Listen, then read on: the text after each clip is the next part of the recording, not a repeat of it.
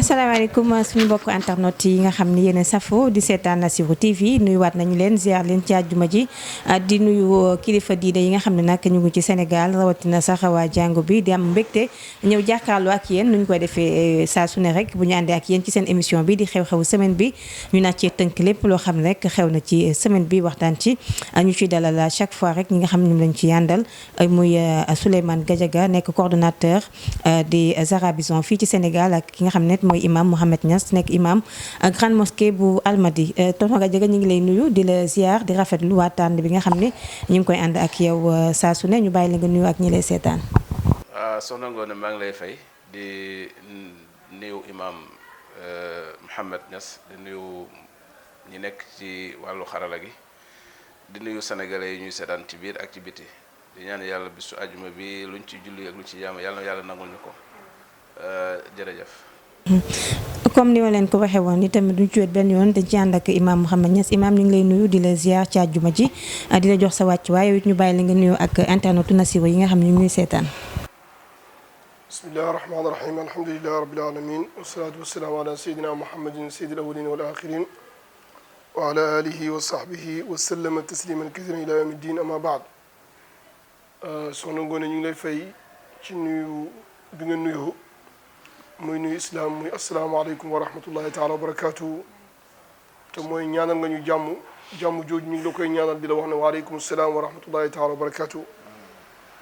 di nuyu sama xarit sama soppe al ustaaz al kabir alimul allaama ustaaz Souleymane Gadiaga mi nga xam ne daayiman miinal nañu bu waxee ñu jëriñu Sénégal jëriñu Afrique jëriñu ñëpp jëriñu xam ne li ko ñor mooy arabisants yi li ko ñor mooy Sénégal li ko ñor mooy réew mi am jàmm te loolu lu mu roy la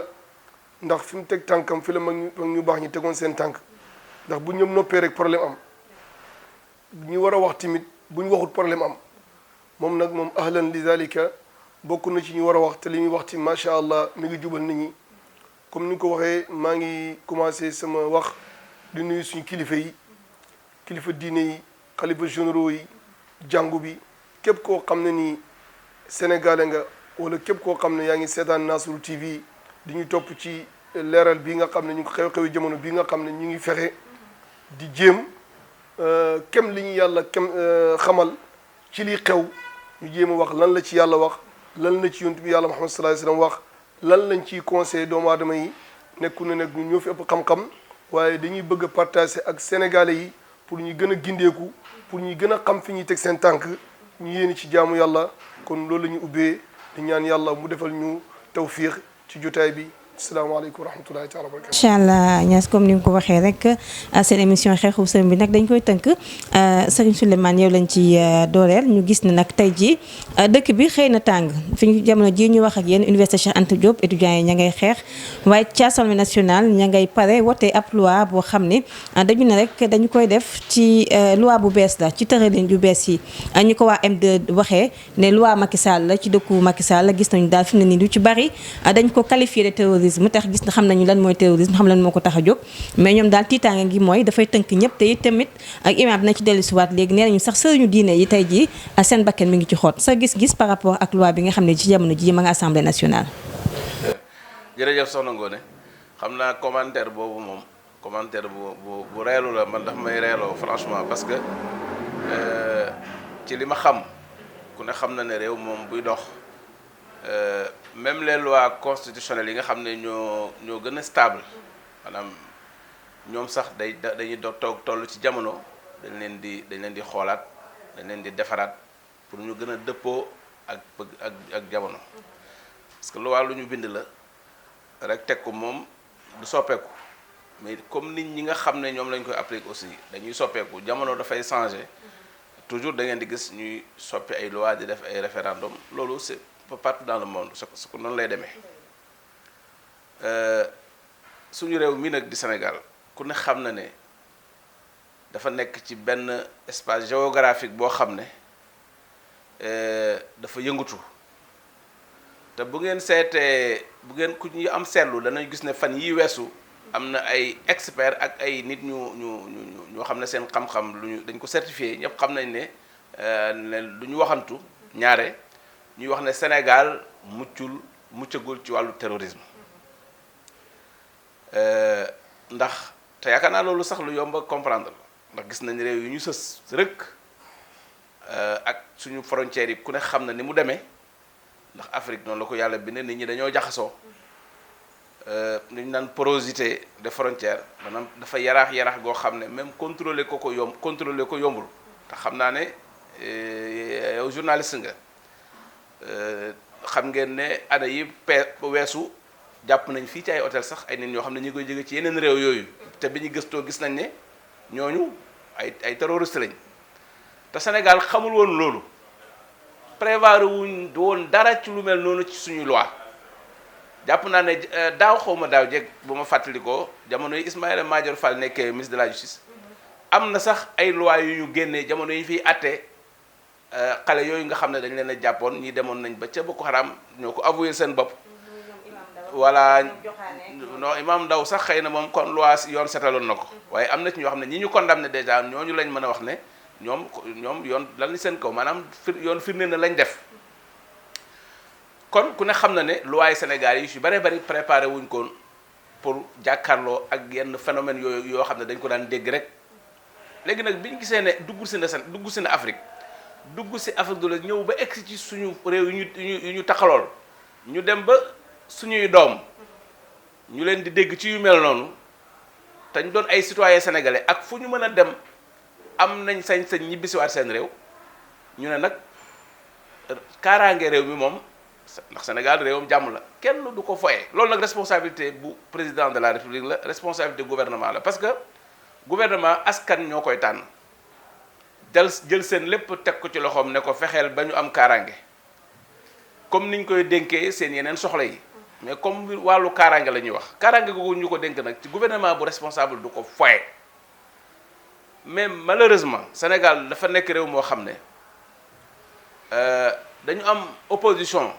ak ñu ñuy tuddee société civile parce que man sax ñi fi nekk léegi man mënuma leen a tuddee société civile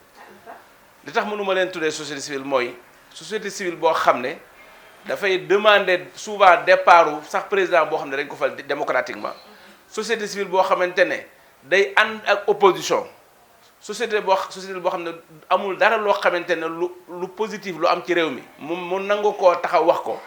man dama jàpp ne société civile du loolu société civile chefs religieux yi ñooy les premières sociétés civiles en Afrique au Sénégal ndax ñooy ñi nga xam ne faruñu fenn mooy ñi nga xam ne dañoo am neutralité te dañoo am ñu leen di déglu parce que société civile c'est ça dañ koy déglu xam nga réewu tubaab yi nga xam ne société civile dafa am doole ñoom amuñu seen société yi ni mu bindoo ak ni mu composé woo amuñu ay chef religieux amuñu ay chef traditionnel comme ni ñu ko amee ñun donc ñun suñu chef religieux yi ñoom ñooy ñi nga xam ne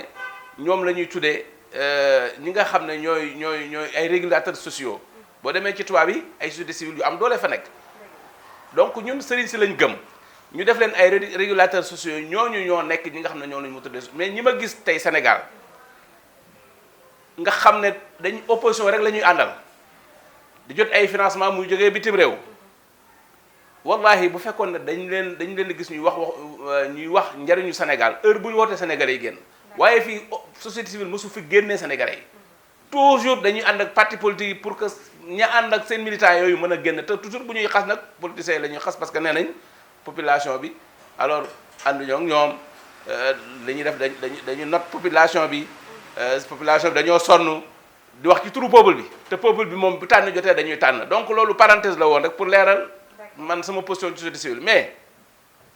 réew bu doxee ba tollu foofu ñu soxla ay loi Sénégal bokk ci ay kuréel bokk ci Nations Unies te ku ne xam na ne Nations Unies aussi am na loi yu bees yu ñu génn yoo xam ne dañu wax réew yi fa bokk yépp ñu ratifié ko dañ ko bu ñu ko ratifié ne dañoo war a ñëw fexe ba mu dëppoo ak seeni loi ak seeni règlement donc loolu moo tax ñu ne code pénal bi forcément dañ ko war a changer parce que waaw ku changer code pénal normalement da nga laal code de procédure pénale parce que code de procédure pénale mooy maanaam loi yi yi nga xam ne tey bu ñu la jàppee moom la ñuy utiliser pour àtte la tey bu la yoon tegee loxo rek la muy njëkk a def mooy procédure pénale lay jël babaa muy dem ci code pénal babaa muy identifier ne effectivement yow am nañ preuve ne lii nga def ñu door a dem ci code pénal xool li nga xam ne moom la code pénal bi wax ñu loolu la ko appliqué donc ñaar yooyu ñoo ànd loolu nag man dama cee gisul loo xam ne lu jar maanaam coow la ak woo askan wi pour ñu wàcc ci mbedd mi mais te jàpp naa ne askanu Sénégal léegi yeewu nañ man nag li may wax ni dama koy wax ci ñoom ci ñaar yépp parce que gouvernement bu ñu la falee aussi yu bari boo koy def da ngay waxtaan ak sa askan. Assemblée nationale nag ñoom ñooy voté loi dëgg la ñoom déjà émanation askan wi lañ maanaam askan wi lañ fa teewal parce que nag dañuy dund en société bu ñu organisé dañ leen a fal ne leen durant 5 ans yii dee leen ñu xoolal loi yi dee leen ñu contrôler l'action gouvernementale dee leen ñu def bu ngeen gisee ne war na ñoo di ngeen defal ñu proposition de loi et cetera defal mission bi ñu leen jox askan wi ñoo leen ko kon à chaque fois bu ñu waxee askan wi la ñuy waxal waaye nag dañoo bëggoon aussi dañoo war aussi ñoom itam souvent bu fekkee am na ñeneen ñu jóg ngir bëgg lëndëmal askan wi ñoom itam ñu jóg ñoom itam leeral ba askan wi gën a xam waaye daal man gis naa ne am réew buñ bëggee am réew bu fekkee ne dañ leen ko dénk ndax opposition bi aussi am na lu ñu leen dénk xëy na ndax ñoom dañoo am ay parti yoo légalement constitué loi bi am nu règle yu mu leen tegal mais ñoom seen responsabilité daf leen a mayul ñuy pose ay actes yoo xamante ne dafay déstabiliser parce que li amoon mois de mars bi passé man waxuma sax mbiru terrorisme mais gis nga li amoon mois de mars bi passé sax jar nañu xoolal suñu loi ak suñu règlement parce que nag déstabilisation état bi xëy na jafe na waaye déstabiliser askan wi moom amoon na fi ndax bari na ñoo xam ne tey seeni lañ doon korkorale kas néew tabax ko ci ay at de labeur sonn ci ba dajale ko yàqu na te mu jógul fenn alors yu mel noonu nag ay bakkan itam wax dëgg yàlla day xale yoo xamante ne mënoon nañoo doon lu ne ci réew mi tey yàlla def na faatu nañ te appel benn woote benn nit rek moo sooke loolu yëpp waaye ñu defaraat ko ba mu dëgër ba ak lu mën a am ci réew mi moom jàmm moom bu ñu ko ñàkk na xiif mën na am yàlla tere mar mën na am mën nga bëgg a faju waaye jàmm ak déstabilisation moom na ñaan yàlla boobu fi am ndax bu su amee kat jàpp naa ne te yaakaar naa ne dafay métti rek mais loolu du fi am parce que aussi Sénégal dafa taxaw ci ay kenn yoo xam ne foog naa ne ku ko bëgg a taal itam damay ragal na yaay tàkk rek ndax suba ba léegi dégg nañ appel yi ñi ngi woote waaye yaakaar naa ne askan wi dégg suivre leen ci loolu askan wi toppuñu leen ci loolu parce que askanu Sénégal moom léegi foog naa ne dafa mel ni dafa ñoo raw seen classe politique. d'accord dinañu dellu si waat ci loolu comme ni ñu ko waxee Imaam dégg nga Souleymane Gadiaga gis-gis bu mu joxe tey jii ci loi bi wax na sax léegi ci kàddoom ne xalif généraux yu kilifa diine yi dañu nekk ay régulateurs sociaux te démb opposition bi it bi ñuy def seen point de presse ngir leeral askan wi loi bi nga xam ne tey ci jamono jii ña ngi koy voté ci assemblée nationale wax nañu ne sax kilifa diine yi seen comme yéen rëccoo leen ci mbir mi mën na leen mettre sous écoute tey jii ku woote appel à l'insurrection comme niñ ko fi defee ci bés yi pass dañuy wax ne loolu wàllum terroriste la bu ñu wootee ndaje it bu ñu fa xeexeek loolu yëpp wàllum terroriste la ak a denc ak ka rëcc ak kañ wax loolu lépp mën na leen jàppee wàllum terroriste ba sa wax sa xalaat sax yenn wax yu tegginewul wala yenn wax yi nga xam ne ñu ngi koy def ci fi nga xam ne moom mooy réseaux sociaux yi lan moo ci sa gis-gis en tant que koo xam ne yaa ngi yëngu ci wàllum diine. alhamdulilah ñu ngi sant yàlla dégg nañ question bi liñ ciy tontu nag du nekk suñu wax ndax alquran tontu na lépp ma faratna fil kitaabi min shay te loi bi nga xam ne kenn du ko changé kenn du ko soppi benn rek la mooy alquranul karim lu dul waxi yàlla rek danañ ko vérifier parce que yàlla rek moo matee noonu jaam yi luñ tëral bés dana ñëw nga gis ne buñ ko tëralee woon nii mu gën a baax fi mu ne suñu émission bi ñuy def nii bu ñuy génn rek bu ñu koy seetaan rek gis ne bu ñu waxee woon nii mu gën a baax kon soppi mënta ñàkk kon yaakaar naa foofu leer na li nga xam ne nag moom lañ tëral wax naa la ne la islam nangu na soppi wax ju dul waxi yàlla rek wax ju dul alquran rek islam nangu nañu soppi ko maa ngi la bëgg a wax ne la liñ soppi mooy lan mooy loo xam ne day fitnaal nit ñi mudaahara bu ñu ko waxee manifester bu ñu ko waxee li tax ñu ko daan def bu njëkk boo demee ci diine dañ naan la julli it nit ñi nañ génn parce que gars yi gis màggaay islam parce que màkk boobu am nañu fa ne gëmul léegi gars yi bu ñu génnee def mbooloo ñi gëmul dañuy tiit dañuy gis ne gannaaw mbooloo mi ñoo dominé xaar ñu dem ci ñoom majorité bi jamono di dem ba nga xam ne nii pour gars yi gis màggaay islam mën ngaa toog fii di gis li xew màkk amutoon bu njëkk kon ba léegi yaa ngi dégg ne muzaahara léegi am na beneen façon boo xam ne nii mën ngaa feeñal li nga nekk te doo sonal nit ñi mën ngaa feeñal maanaam muzaahara ci Sénégal ñi ngi koy waxee ci politiciens yi mooy wax sa naqar wax li nga bëgg. marche génn pour nit ñi gis la nga wax li nga bëgg. mooy marche pacifique daal comme ni ñu waxee marche bu ànd ak jàmm amul xëccoo amul dara. waaw mais fi mu ne li nga bëgg mën ngaa toog fii wax ko ñëpp dégg ko. li nga bëgg. nga baal ma ndax comme ni ñu koy waxee dafa am nopp yoo xam ne boo waxee ñu dégg am ñoo xam ne il faut nga agir pour ñu dégg ku nekk ak sa façon déggin te ñi nga xam ne ñoom ñooy opposition du samay kàddu ñoom dañoo yaakaar ne président Macky Sall wax ak moom nii rek du dégg ñoom il faut ñu def fitna il faut ñu woote pour mu mën a dégg ne ñoom li ñuy ñaxtu mu mën a tàbbi si ay noppam. ba def asile bi nga wax noonu mooy risque bi nag xam nga maanaam dafa am loo xam ne yàlla waxul kenn na ko yow yaay ñëw di jubbanti di def réew mi dañ ko organiser dafa am ñoo xam ne ñooy jubbanti même président de la république dafa am ñoo xam ñoo koy jubbanti lu mu màgg lu mu fort man ta xëtt charte réew mi nga xam da ko fee fekk carrément moom koy day ñëw pour defaraat ko waaye am na nu mu ko doon jéem a xëttee sénégalais yi ñooy bañ moo tax ma ne la baatab asir li nga wax noonu ñëw di fayal sa bopp wala ngay defal sa bopp loolu bu ñu ko defee rek problème am ñun dañoo bëgg ñu nekk nit ñoo xam ne dañuy civiliser képp ku am lu la naqar yi nga jaarale ko fi nga ko war a jaarale parce que ñoom assemblée yi ñu teg ak loi yi ñu teg pour loolu la suñu demee ba nga xam ne nag dañuy wàcc pour defal seen bopp kañ kon loi bi ñu teg pour lan la damaa bëgg nga xam ne soxna si yàlla dafa wax ci alquran ne maa anitum harisun aleykum feeg yéen a ngi am ay coono ak i naqar yonent bi sallallahu alayhi wa sallam mi ngi taxaw temm pour dindi coono yi maanaam responsabilité bi ko yàlla jox feeg président de la république mi ngi gis nit ñi di jànkuwante ay coono seen i bagage di yàqu nit ñi di dee moom li mu war a def mooy taxaw temm pour xool naka lay saafara affaire boobu. waaye est-ce que disul itam mu boole ci tuuti tiitalaate parce que tey bu ñu nee boo wootee appel à l'insurrection maanaam tey ji comme ni nga waxee xam nga tey mën nga toog ci télé wax ñëpp dégg la parce que ni ñu koy waxee internet moo mel noonu boo waxee àdduna yëpp nañ la dégg émission bi ñëpp a koy seetaan comme exemple laa lay jox.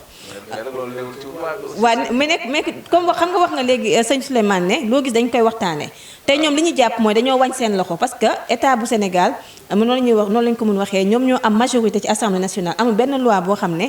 état bu Sénégal yóbbu na ko assemblée kenn du ko voté imam ci côté boobu la ñuy waxee est-ce que nekku tamit état bi daf leen di tiital comme ñoom ñu ko waxee pour ku woote ndaje ku def yu mel noonu ñoom it ñu mën a dellu ginnaaw bu ko defee président mën na ñëw sampaat boppam. non xam nga alquran dafa wax ne wa jaalna li kulli shay'in sababa summa atbaa sababa mbir mu ne rek am na ku ko sabab yow gis nga fi benn sëriñ boo xam ne nii li tax ñu téye ko ba ñu ko ay problème dafa dajale mbooloo mënta ko contrôler mbooloo mi def benn erreur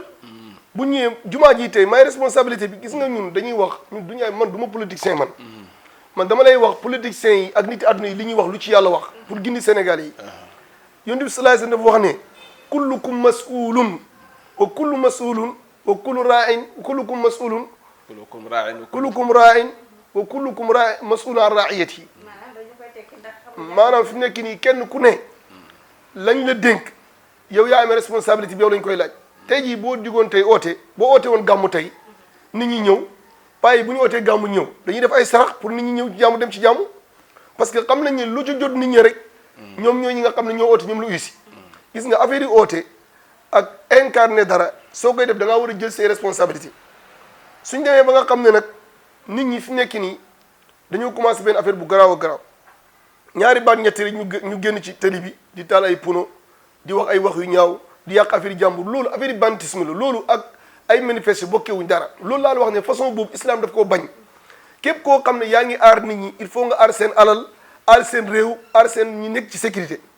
ay nit buñ génnee baare tali ñi waroon a liggéey ñi waroon a feebar loolu man dama am façon boo xam ne dama ko contre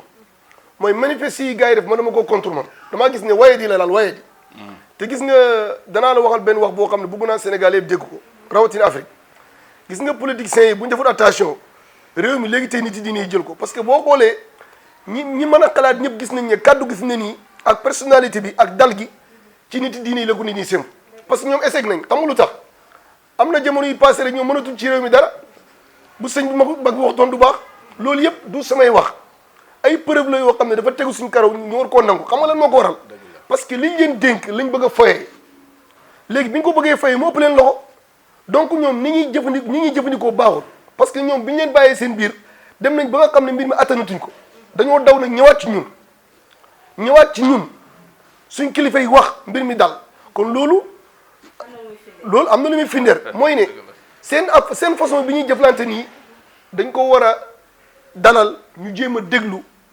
jéem a def wa shawirum fil amri wax ak ñi nga xam ne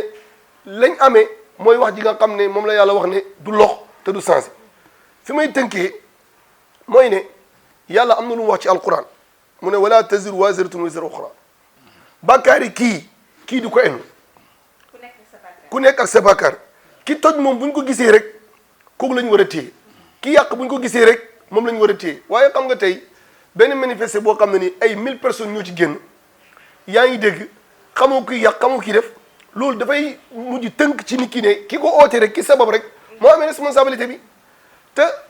Sénégal damaa wax ne gars yi ñoo ko bëgg a yóbbu ci problème waaye moom nekku ci problème bëgg nguur bëgg gis leen ma bëgg maa génne ñii bëgg maa nangam nit ñi dañoo yàkkamti gis nga lii xew nii ñi am xel jëpp xam nañ fi mu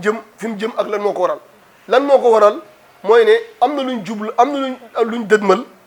am na ñoo xam ne am na luñ bëgg nañ lépp loo xam ne nii day tax peuple bi génn wala nit ñi ànd ak ñoom Sénégal ni muy politicien moo bon politique Sénégal ci ñi ma gis nii mooy lan mooy ne président bi fi nekk daal bu élection di waaju jublu lu mu laata nañ ci xëpp suuf nañ ko kéréel sa ay wax pour lan pour xoxotal ko pour mu tiital ko loolu man discours la boo xam ne damay wax ne Sénégal yi du noonu parce que li nga soxla yow boo ko yàqee boo ñëwee fekk mu yàqu noo koy jëfandikoo yow bu fekkee da ngaa soxla réew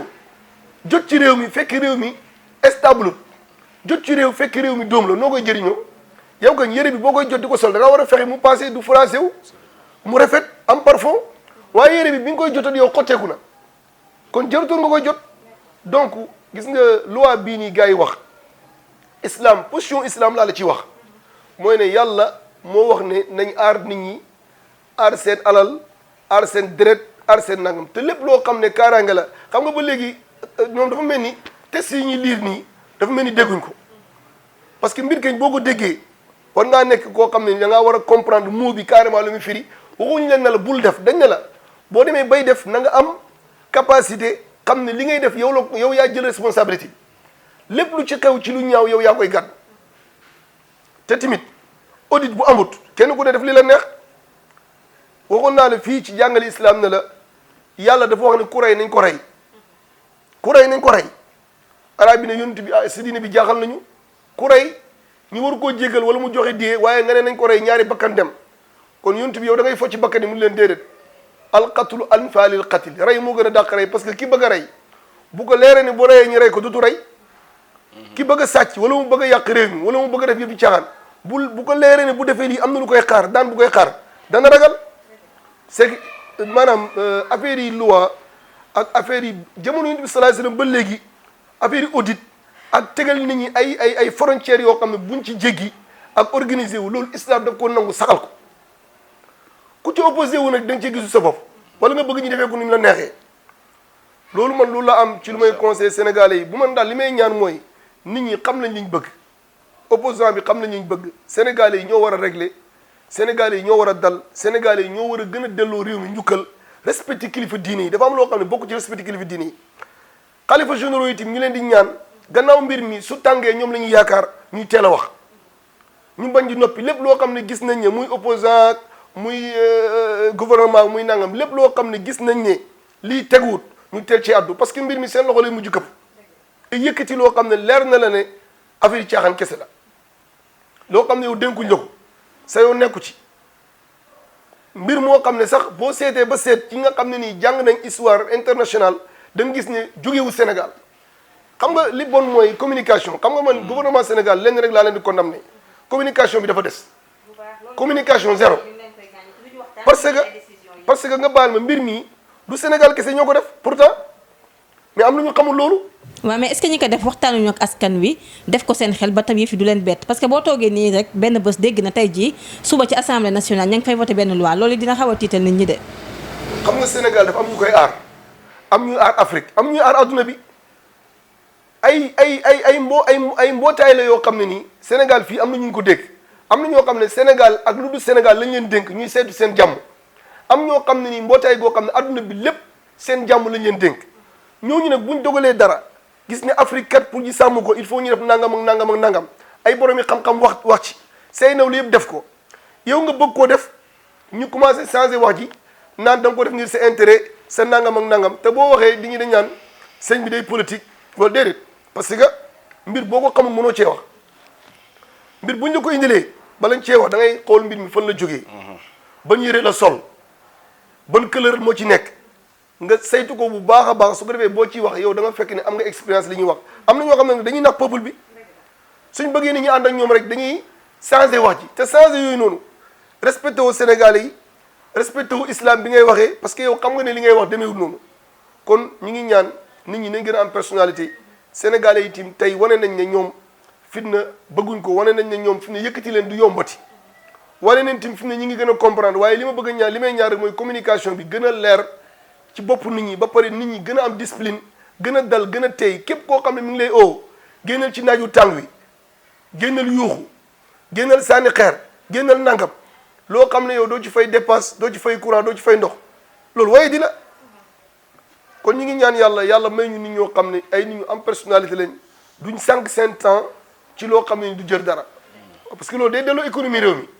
macha allah sëñ Souleymane ci loi bi la ñuy desagum comme ni ko imam di waxee léegi rek am loo naqadi génn pacifiquement kenn bañu ko ci loolee ñu ñuy xamal ne Karim Xurum Xaq ak ñeneen ñoo xam ne ñoom la àndaloon dem buntu assemblée nationale. parce que ñoom it jàpp nañu ne loi boobu dafa contraire à la démocratie ñoom forfaiture daal lañ ko jàppee ñu ne nag ci jamono ji jàpp nañ leen yóbbuwuñ leen police yóbbuwuñ leen gendarmerie waaye ñu ngi leen yóbbu camp Abdou Diassé te ñu ngi leen di torturer ñoom tamit nag ñu ngi alerter opinion nationale ak internationale yaakaar nga ni loolu dina di jàmm. waaw mais soxna Ngoné xam nga man fi mu nekk nii dama toll foo xam ne in jaakum faasiqun bi nabain fatabayyanu jër ci laay ne parce que Sénégal réewum démocratie la Sénégal réewum mu respecte droit de l'homme la yaakaar naa loolu adduna bi yëpp xamee nañ ko Sénégal coup d'état mosu fee am guerre civile mosu fee am te du fi mas a am noonu ñuy def ci yenn réew yi nga xam ne da ngay contre nguur ñu jël la destination inconnue loolu amagul Sénégal te du fi am noonu ñuy def jël nit ci mbedd mi un opposant kar ko ci mbedd mi jël ko mu réer nga toog ay fan gis ko ci mbedd mi mu kenn xamul dafay dund kenn xamul dafay dee façon yooyu am na en Afrique mais Sénégal lu ñooñu duñ ay royukaayam Sénégal réewum démocratie la fii nag dama fee dégg lu nekk ci ñu mel ni ñooñu ngay wax noonu moo tax daanaka man dama leen mënul gëmal dara ay yóbbu nañ leen fële yóbbu loolu moom c'est des informations yoo xam ne bala ma ci mën a prononcer bala ma ci il faut ma vérifier ko parce que nag bari na lu ñuy wax parce que loi bii ñuy wax ni ñu ko présenté nii sax demul noonu man li ma gën a jaaxal mooy loolu parce que nit ko aussi booy opposé da ngay wax dëgg. waaw mais ci loi bi xam nga ne député yi ñoom comme yow xam nañu loi bi ni mu demee. te démbe ci point de presse ku ci mel ni Bara Dolly ak Mame Diarra Fam. Cheikh Bamba Dièye ak ki nga xam ne moom mooy ñeneen ñu bari ñoo xam ne mënuñoo lim ñi ngi woon foofu tamit dëggal nañu ne loi bi li ko tax a jóg daal du jàmm. waaw mais man damaa dégg aussi ci ñi féete ci pouvoir bi dégg na benn vice président assemblée nationale maa ko déglu moom itam mu leeral ko tey it man au moins jàng naa tuuti. te itam mbir mi français lañ ko bind te liir naa ko man gisuma fa fenn parce que dégg naa démb ci benn débat maa ngi koy seetaan xaw ma malal la yaakaar naa muy wax naan loi bi liñ ci wax mooy tey kon manifestation bu amee ci mbedd mi am ñu dem fële toj yàq yëfi jàmbur dañ leen di accuser de terrorisme xam nga loolu ay waxu caaxaan la Ngoné il faut qu'on se dise la vérité buñ réew mi man dama jàpp ne opposition ak pouvoir yi dañoo ànd ñoom ñëpp ci démocratie lañ bokk parce que loolu réew aussi il faut mu am opposition waaye na am une opposition vraiment responsable na am itam une société civile boo xam ne dañuy def la part des choses parce que li ëpp solo pour man li ëpp solo mooy ñuy jox nit ñi ñu leen di wax dëgg voilà maanaam au lieu bëgg a taxal nguur warul tax nga wax naka su dul dëgg te loolu daf fee bari léegi projet de loi bii sa jàkkaar naa ne leer na ay article lañ ci cité mu leer nañ li ci nekk amul xam nga dafa am loo xam ne même su ñoom ñu koy wax sax waruñu ko nangu Ngoné boo wootee manifestation dem informer autorité parce que loolu nañ wax ne moo ne ci constitution bi da ngay informer mais lu tax ñu ne la da ngay informer mënoon nga bañ a informer ku bëgg rek woote sa mbooloo xëy rek tegu ci tali bi di marche parce que da ngay informer autorité parce que autorité bi moom moo yore responsabilité circulation bi autorité bi moo yore responsabilité sécurité de personnes et leurs biens nit ñi dañu am sañ-sañu xëy di dem ak a dikk autorité moo am renseignement yi nga xam ne yow amuloo ko man amuma ko Thierno Bocoum amu ko Modou Diagne Fada amu ko benn sénégalais amu ko ñoom ñoo ko am ak président de la République parce que nag am réew dafay dox ci yoon dafay dox ci ay institutions yoo xam ne am na ci yu nekk ci biti mais am na ci yoo xam ne la ñu liggéey kenn du ko xam parce que loolu mooy kaaraange tubaab bi lu ñu rawee mooy renseignement seen sécurité yépp du dara lu dul renseignement kese la ñu rawee renseignement yooyu nag li ñuy am ñoom préfet bi nga xam ne moo féete ci suuf wala sous préfet bi xam ko tey nga organiser damay marche bu ne laa bul def da ngaa war a toog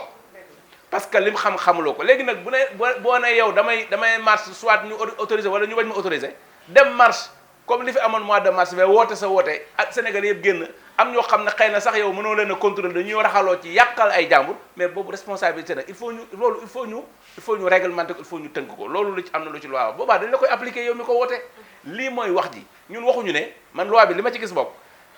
waxuñu ne bu manifestation amee bu débordement amee ñu yàq alal di jàmbur dañ lay accuser de terrorisme loolu amul fenn te il faut que ce mot terrorisme là il faut que ñu leeralaat ko askan wi parce que ñoom ñu bari dañ ci profiter pour yàq xelu nit ñi terrorisme comme yàlla dafa xew ci yenn réew te ñu koy coller toujours ñi nga xam ne dañuy mbuboo l'islam moo tax ñu ñàngal baat bi ñàngal ko boo xam ne tey bu ñu nee terroriste dañuy yaakaar ne yow nit ñi dañu leen jàpp ne yéen ay terroriste comme yu nekk Ben Laden nga àndal wala ñu mel noonu affaire bi demul noonu terrorisme intellectuel yi sax dañuy wax naan le terrorisme intellectuel terrorisme dafa bari ay forme dafa bari ay façon c'est-à-dire nit ki bu fekkee ne yow boo nee damay dem place de l'Obélisque waa Colobane ak waa Fass yëpp seen firi di tëf-tëfi loolu déjà c'est du terrorisme bu fekkee ne yow man mi am nga xam ne sama teranga maa ngi koy jëlee ci sama place ak ci commerce laa koy jëlee wala damay liggéey hôpital wala dama feebar wala nangam bu ñu nee marché am na ma war a dem hôpital Fann dutu ko mën a dem wala comme ni mu arrivé ñenn ñi man gis naa soxna soo xamante ne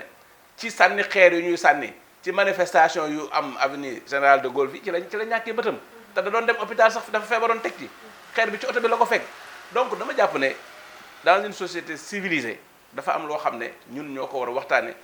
buñ koy waxtaanee itam ba pare ba tënk ko jox ko ay autorités ñu koy appliquer dañ leen di accompagner waaye bu fekkee ne dañoo toll comme ni ko imam waxee léegi ci période jamono joo xam ne ku ne xam na ne li na ci gannaaw lii lépp mooy affaire politique ak am na élection yu ñuy jub am na ñoom it kenn ku nekk bëgg ngaa feeñ kenn ku nekk bëgg nga positionné wu parce que ñoom ñoo ñu ànd waaw mais ñoom ñoo ñu ànd sax ñoom ñoo ñu ne dañoo ànd sax ànd façade la parce que ànd ku ne xam na ne ànduñu loolu moom lu leer la problème troisième mandat itam ci ñoom laa dégg ñu koy wax man ci ñoom laa déggee ki nga xam ne mooy ndey ji mbili ji wax na ci question bi li mu ci war a wax ñim àndal kenn xëccul kenn waxul loolu yow nga ne damay organiser mandat troisième mandat du fi am xanaa balaa ngay wax ne troisième mandat du fi am ki ñi nga xam ne ñoom nga koy jéñ moom mu taxaw ne man candidat la da ngay xaar ba mu ne la candidat la moom mi ngi tourné nekk ci réew mi di xool jafe-jafe askan wi di ci indi ay jéem a indi ay solution baax na wala baaxut waaw loolu moom comme neex nga ne campagne la parce que président am na droit campagne parce que nag wax dëgg yàlla comme bu toogee ñu ne daa war a génn bu génnee ñu ne day campagne kon moom day xool li nga xam ne mooy njariñu askan wi wala li nga xam ne moom la gëm moom mu def ko donc nag kenn ku nekk interpréter na nga ko bëggee waaye ku ne xam na ne boo génnee ngoone man boo ma dénkee dénk ma sànce jox ma alal ne ma def ko ci bu ma ko ci defee bis boo ñëwee seet si ko bis bu heure bu la neex am nga droit ñëw seet si ndax li ma doon def la def naa ko wala defuma ko donc man pour man noonu dong laa koy jàppee politique nag lii rek moo tax ñu bari sib ko parce que foo wax loo wax ñu féetale feneen ñun ñii di wax ni danañ ñu féetale lu ne danañ ñu ko wax wante nag feebar bi dafa toll foo xam ne bu nit ñi noppee musiba dafay am foofu laay rejoindre imam li wax léegi c'est-à-dire kilifa diine yi nga xam ne ñoom la Sénégal yi bëgg ñoom la ñu gëm te bu ñu jàqee ci ñoom la ñu jëm tey itam nag bu caaxaan jeexee ba dëgg des ñoom problème yi ñu fi fekkoon malgré difficulté yi ñoom résoudre nañ ko kon nag beneen école bii nga xam ne moom yàlla def na ñoom jàpp na ñoom ñoo war a alterner au pouvoir solution yi ñu fi fekkoon jàpp naa ne ba léegi des na ba léegi Sénégal xel yi dalul ba léegi Sénégal question de développement majeur yi ñuy xaar bien vrai que am na ay solution am na ñu ngi posé ay actes pour solutionner ko mais ku ne xam na ne des na donc ma jàpp ne lu imam wax lu c'est très important ñoom dañoo war a def très attention parce que bu ñu ko deful itam wax dëgg yàlla askan bi moom am na fu ñu féetee bis bu ñu demee ba gëm ne ni kilifa diine yi régler seeni problème ci wàllu àdduna ci wàllu diine pardon bu ñu leen joxee confiance war nañoo mën a régler seen problème ci wàllu àdduna man gëm naa ne danañ leen woo te bis bu ñu leen wooyee wallahi laasim ci menn ngont liñ bëgg mën nañ te man jàpp naa ne nag foofu dañ cee war a anticiper fexe ba ñu tëggaat réew mi tëggin woo xamante ne du beddi ki nga xam ne nitu diine la maanaam ñu jël leen boole leen ci ñi nga xam ne ci mécanisme yi nga xamante ne moom lañ teg pour muy doxal réew mi parce que Sénégal réewam l'islam la waaye Sénégal dafa am ay réalité socio-culturelle am yoo xam ne loolu dara mënu ko fay jëlee te ku ne xam na ne histoire politique gu Sénégal boo ko xoolee da ngay xam ne ñoo ñuy wax économique la ku ne xam na ko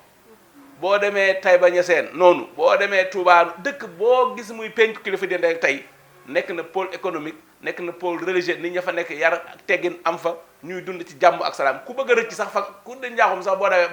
boo bëggee mucc fa ngay daw dem donc comme ñoom ñoo def loolu nag dama jàpp ne dañu leen a war a xoolaat tëggaat Sénégal tëggin woo xam ne luñ ne rek Sénégal làkku français mooy langue officielle parce que loolu bokk na ci li gën a indil jafe-jafe réew mi mooy làkk wi ñu jël génnee làkk wi sénégalais yi gëm bu ñu gën a gëm bokk nga xam ne ku fi Sénégal ku fi julli tey julli rek ku fi juddoo tey julli rek say waajur lañ gën a bëgg ci yow mooy balaa ngay def dara ñu toqantale la alxuraan ñu ci bari ci kilifa yi investir ci investissement bu mag a mag mën naa wax ne seen dund yëpp sax ci lañ ko def boo xoolee ku mel ne sëñ Murtada bi mu dëgëree ba ni mu wàcce liggéey lépp dundam bi yëpp ci tabaxi école jàngale arabe ci la nekk di former ay nit di leen yóbbu bitim réew Cheikh Ibrahim Niass la même chose noonu la doon doxee bokk nañ moom ak sëñ Cheikh Mbacke Gaïndé Fatma ba ñu njëkk a jël ay sénégalais fii jàngal leen ba ñu am baccalauréat mu yóbbu leen à l'étranger ñu jàngee fa ñibbisiwaat mais ñooñu nag ñu jël leen ber leen nële ne leen yéen moom ne leen yemale rek ci diine ji ndax réew mi république laïque la langue officielle bi français la man jàpp naa ne problème bu Sénégal am moom ci loolu la juddoo violence bi am ci la juddoo politicien bi ngay dégg ci réew mi fa la génne tey réew mi amee nañ ko ci média yoo xamante ne ak débatteur ak politiciens yoo xamante ne amul ci kenn ku la mën a defaral brin almet waaye foog nañ ne wax moom mooy tax ñu ne ñu qualifié nit ki ne borom xam-xam nga mooy tax ñu naw nit ki moo tax ñu fonk nit ki te adduna bi dafa dépassé foofu adduna bi dañu bëgg kuy créer maanaam koo xam ne buñ la dénkee mbir nga indi ca lu bees waaye doo doon koo xamante ne toujours buñ la dénkee li may wax nag parti au pouvoir bi dañ ci am ceet bu mag mais même opposition bi dañ ci am parce que opposition wax naa la ko léegi dañ leen a dénk parce que bu ñu defee élection ba pare ñu ne kii moo nekk ci kaw kon moom la ñu jox nguur gi yéen ci des na ngeen opposé assemblée nationale yow li ñu la dénk mooy nga contrôler l'action du gouvernement contrôle nag lañ la wax waxuñu la lu mu yëkkati rek nga ne gongo waaye nag mënoo fee taxaw itam bu état taxawale nga jaaree na le parce que boobaa it blocage lay indi boo xamante ne réew mi ci am jafe-jafe donc ay institution lañ yoo xamante ne institution judiciaire bi aussi la même chose maanaam ñi nga xam ne ñoo te loolu nag moo ëpp sax coow li yëpp daanaka foofu la nekkee mooy le pouvoir judiciaire am na ko nit ñi gisee nga baal ma dama ko bëgg a wax rek pour ma tënkale li ngay wax li mag ñi di wax ñu ne lal ñaari bopp koy neexal dëgg la ci naka maanaam cagri tey karaw gi day ñëw soow mi ñëw léegi nag Sénégalais yi fi mu ne nii cagri bi ñu ëppal soow mi moo manqué nañ ko bu ñu koy kilaa bi mu neex a naan maanaam état bi ak réew mi ak Sénégal ak gouvernement bi nañ bàyyi xel ci exemplaire bi ñu dóor lal ñaari bopp koy neexal dëgg la cagri bi moom pour mu neex a naan soow mi ak karaw gi yëpp ñoo war a am dëgg la parce que sëriñ si ñooy soow mi bu ci ëpp rek du voilà soow mi moo manqué lii rek mooy problème bi de d'accord cagri bi moom pour mu neex incha allah il faut mu équilibré. mais fa ngay jaare defaale ñaan ndax xam nañu ne waxtu àjjuma bi dab nañu te li ñu amoon ci waxtu jeex na. maa ngi ñaan xalifa généraux yi kilifa yi ne leen fi mu ne waratuñoo nangu ku mu neex rek mu nekk ci réew mi def lu ko neex parce que mbir mi am na fu muy yegg ci ñoom rek la ñuy ñëwaat man damaa gis ni dafa jot ñoom ñu jël seen responsabilité comme ni ko oustaz waxee bu dee kaddu ñoo ko fi ëpp bu dee ay taalibe bi ñoo ko fi ëpp bu dee majorité bi ñoo ko amee te dafa am loo xam ne nii yàlla ci boppam moo ko santaane gis nga Yuusuf bi mu waxee ne nañ ko def ijaalni ala xazaa'inil ardi kenn du wax fal leen ma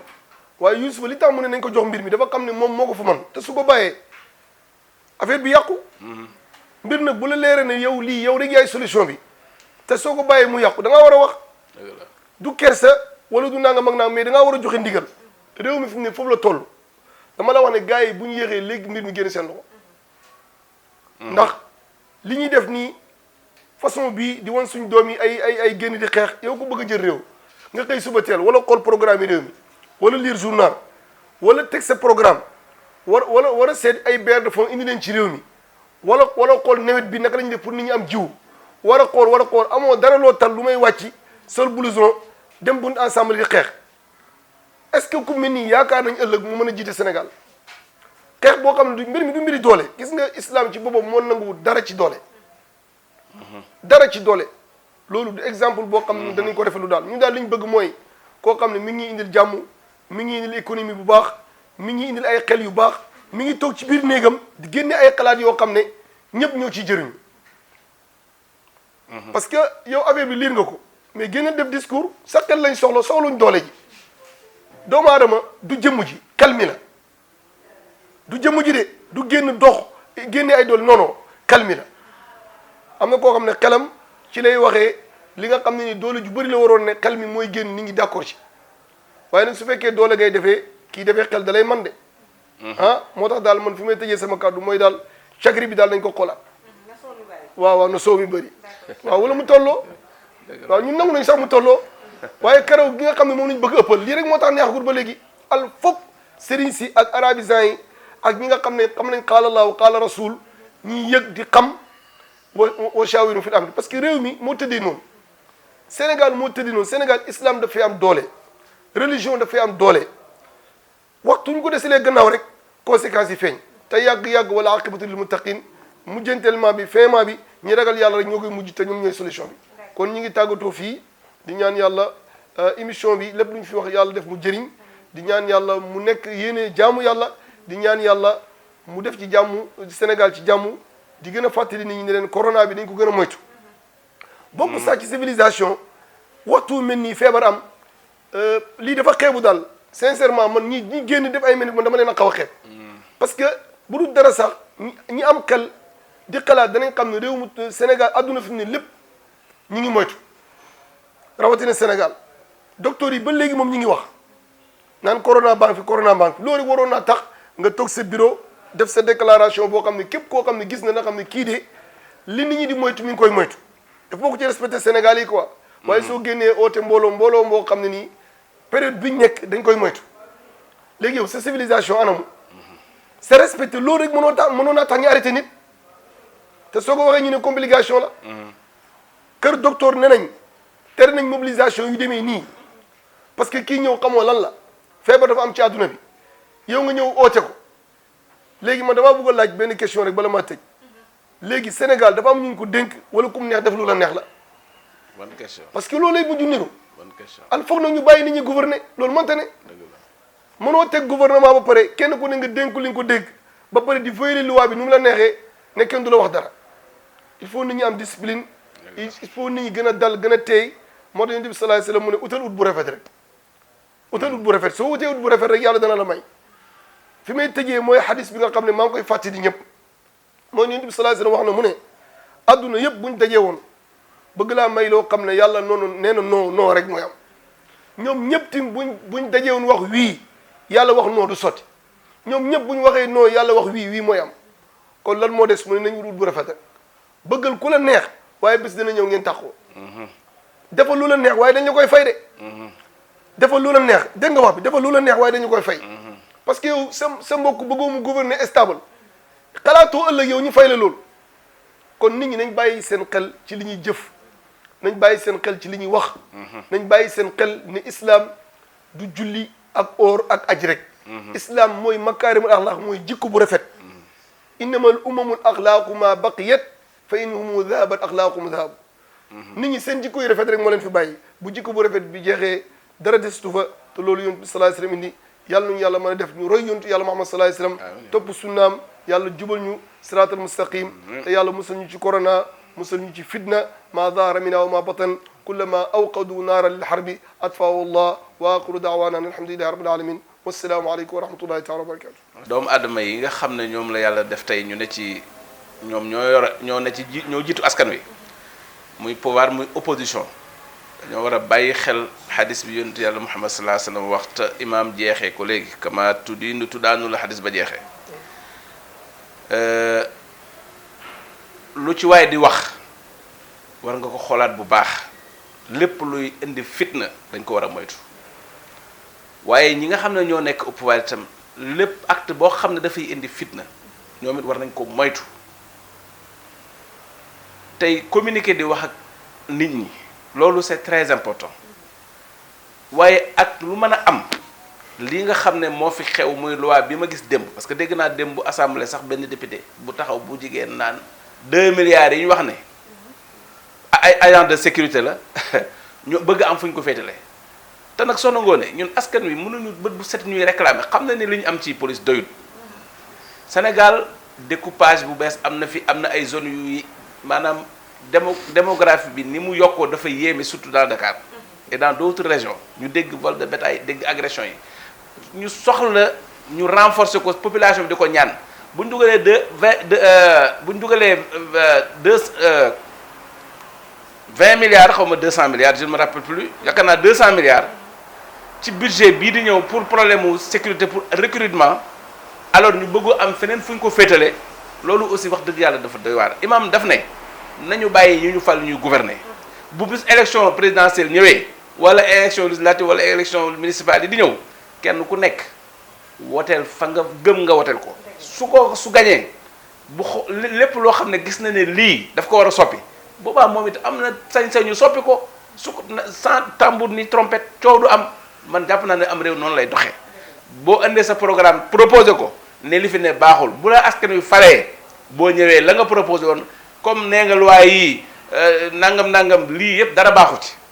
bis boo faloo nga taxaw pour dindi ko waaye lépp mu am ci jàmm ak salaam waaye lu fi jar génn taal ay pono lu fi jar génn taal ay xeet di lor doomu aadama yi te yonent sallallahu alayhi wa sallam waxoon na ko ci hajjatul wadaa ndénkaane loo xam ne ba léegi dafa mel ni tey la ko waxoon inna dimaakum wa amwaalakum wa aaradakum alaykum haram seen deret yi seen alal yi ak seen der yi na ngeen ko sàmmalante kon nag maa ngi woo man toute la classe politique nañu xoolaat discours yi rafetal ko nañu xoolaat aussi jëf yi ñuy jëf ñu di ko waaye nag loolu aussi lépp médias yi ñoo ko porté les médias dañu am ci responsabilité bu mag bëgg animer sa rajo wala nga am foo féete wala nga am koy jàppale warul mën a tax ngay woo askan wi ñuy génn ci mbedd mi ci loo xam ne boo ko seetee ba ci biir mënoon nañ ko war a régler ci beneen façon imam proposé na fi ay solution yu baree bari yoo xam ne nit ki bu ci jaaree jàpp nañ ne li nga bëgg a wax askan bi danañ ko dégg nguur gi danañ ko dégg bu ëllëgee bis boo taxawee pour dindi ko danañ xam ne yow kat bañ ca tollee noonu nga non kon maa ngi sant yàlla bu baax a baax di la gërëm Soxna Ngoné di gërëm imam ci kàddum yi rafet na tey discours am bi am na solo trop macha allah yal na ci yàlla may ñu dégg ko te topp ko di sant techniciens yi aussi di ñaan yàlla may ñu àjjuma bii di ñëw incha allah ñu dajewaat fi jàmm ak salaam bi jaay Seydina Muhammad sallallahu alayhi wa sallam jërëjëf. comme nu nga ko waxee léegi rek ñu ngi lay sant yow it di la gërëm di am mbégte saa suñuy jàkkaarloo ak yéen rek ci xam-xam bi nga xam ne yaa ngi ko fiy génne ak Imam Niass ci xew-xewu semaine bi tey li ñu doon waxtaan rek mooy projet de loi bi nga xam ne ci jamono ji ña nga koy wote ci assemblée nationale ñii ne waaw ñii ne déet nag fi mujjee it bu ñu seetaanee Nasrou TV rek lépp loo xam ne am na ci développement incha allah nañu fa yebal suñuy ndaw nu ñu koy defee saa su ne sant leen gërëm leen bu baax di ñaan nag li ngeen xam ne ñaan ngeen ko fi yëpp muy jàmm yàlla wasaare ko ci Sénégal rawatina fii ci Dakar tasaaroo àdduna wër nga képp di gërëm bu baax taal mi ñàndaloon ci caméra bi ak Fatim di sant bu baax ñi ñuy seetaan fii ci Sénégal ak ci bitim réew di leen jox dig daje àjjuma ci beneen xew-xewu semaine ngeen resté nag ak suñu ay programme ci Facebook bi ci YouTube bi bu ngeen defee Nassirou TV rek lépp lu jëm ci information yi incha allah dinañ leen ko dégtal sant nañ leen bu baax gërëm leen